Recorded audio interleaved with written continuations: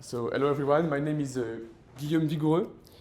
I'm a first year PhD student at the École Normale Supérieure and I'm supervised by Benjamin Godard. So today I will present the impact of the supernova remnants in the interstellar matter of our galaxy. So first, to be a bit more precise, what we want to do, we want first to find tracers of all supernova remnants and then try to better understand the impact of supernova remnants in the Milky Way. So first, what is just like a small recap of what is a SNR? So it's just the matter expelled and swept by a star explosion. But if you want to be a bit more precise, there is three main phases for supernova remnants evolution. The first one is the free expansion. So during that phase, the mass of the expelled material is much stronger than the one of the swept material. So the shock front won't decrease its velocity. It will have a constant velocity. So this phase lasts 400 years.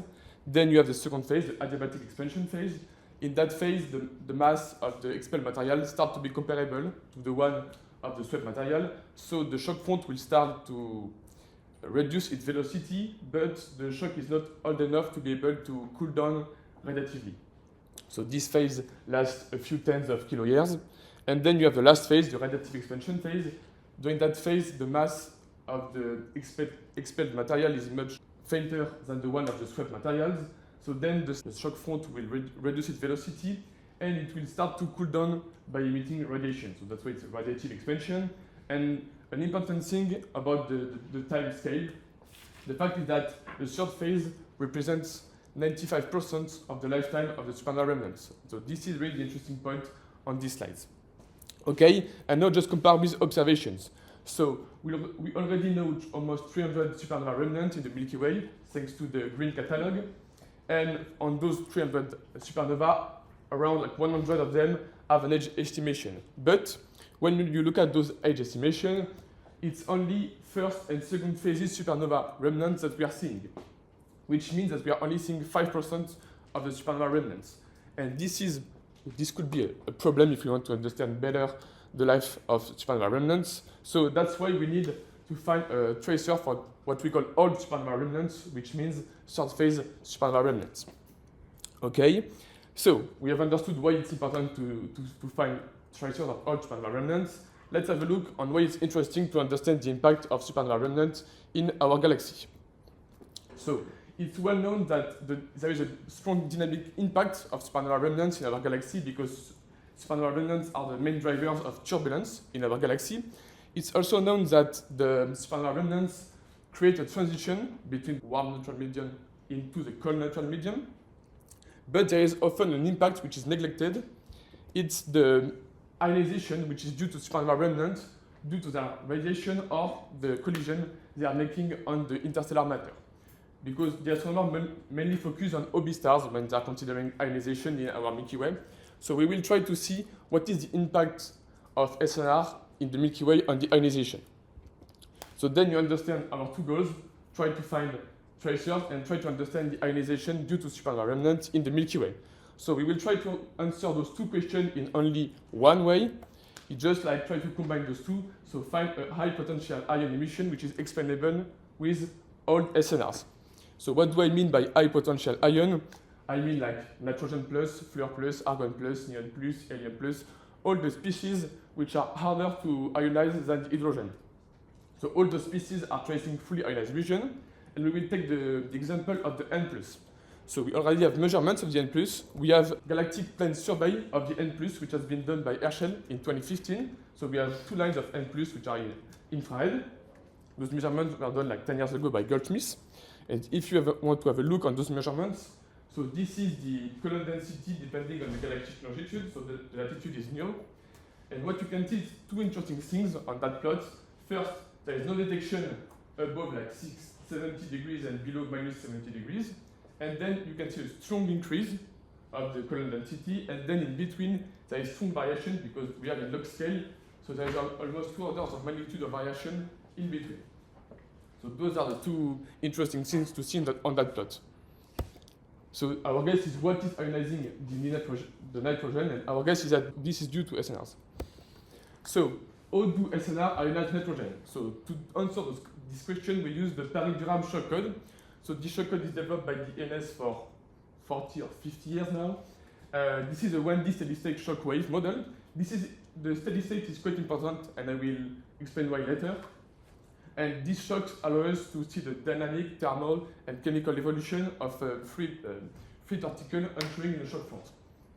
Okay, so just to be a bit more explicit, I just distinguish two types of shocks, what I call slow shocks, shocks in which the velocity is below 100 km per second. In those shocks, the shock front is not really hot, but when a particle is heated by the shock front, it will be compressed and then turned to N+, and then this N+ will slowly cool down and recombine into nitrogen. So this is the first way to create N+, quite an easy way. There is no radiation, there is just collision in the inner part of the shock, creating N+. Now, if we are looking at a bit faster shocks, what I call fast shocks, N2+, the shock front starts to be really hot, and then it's able to ionize the nitrogen by emission. So that's why the particles entering in the shock front are already N2+. And if you go a bit further, you can see N+, and even further, it's only neutral nitrogen. So there is the first way to create N+ through radiation, and then you have the same processes, which is like only a densification, and then recombination of N2+ into N+, and then a recombination of N+ into neutral nitrogen. So in those shocks, there is two ways to create N+. Okay, so we have just seen what I call pre-shock, the phase which is before the shock, and post-shock, the part which is already shocked. I just mentioned that our code, the paradigm shock code, is a steady-state shock code model, which means that we can only model the third phase because in the first and the second phase, the shock is not able to cool down, so it's not a steady state. However, we can model the impact of the first two phases when you are on the third phase. What I do mean by that is that in the center of the shock, there is what we call a hot bubble. This is all the matter of the first and second phases, which has not yet cooled down. And during these third phases, this matter will cool down, and then it could also create N+ in the outer part. So our model of SNR is a kind of triple model with pre-shock, post-shock, and the hot bubble. Okay, so we have already seen how to create N+ in a supernova remnant. Let's just have a look at how many supernova remnants are we seeing when we are looking at the galactic plane. So I just give you some parameters that I use in my model of SNR distribution in the Milky Way, so the rate of supernova remnants, the type of supernova remnants, their mass, their energy, and I will only show you a part of the velocity of those shocks because there is a lot of them. So this is the Milky Way. So this is my Milky Way, so each point is a supernova remnant, and its color depends on its velocity. And this is at scale. So I will just make a quick zoom on it because it's quite hard to see. Okay, maybe it's better. So an interesting point, you can see that there is plenty different colors, so between like 30 and 250 km per second.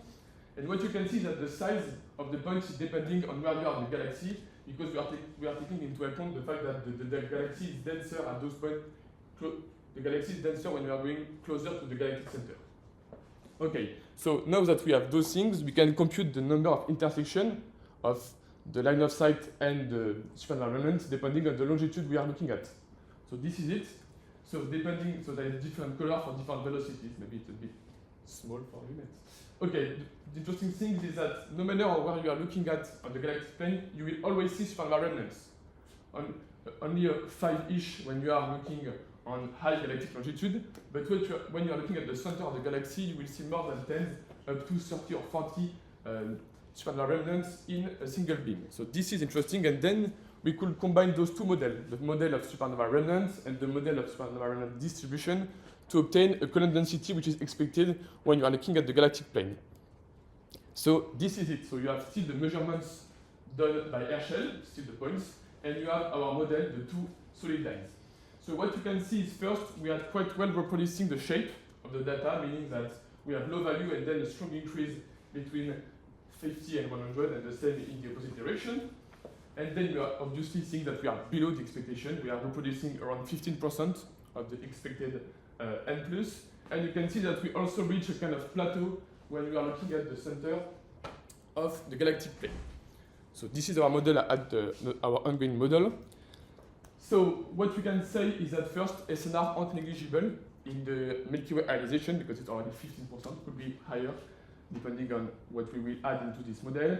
And you can also see that N+ could be a good tracer of all supernova remnants since what I showed you just before. So there is still coming upgrade. We will compare with other N+ observations, with COBE, which has made a world map of the sky. That we will try to see if other species can be explained with those models, and we will let's see the impact of all those parameters I choose for my models. Thank you.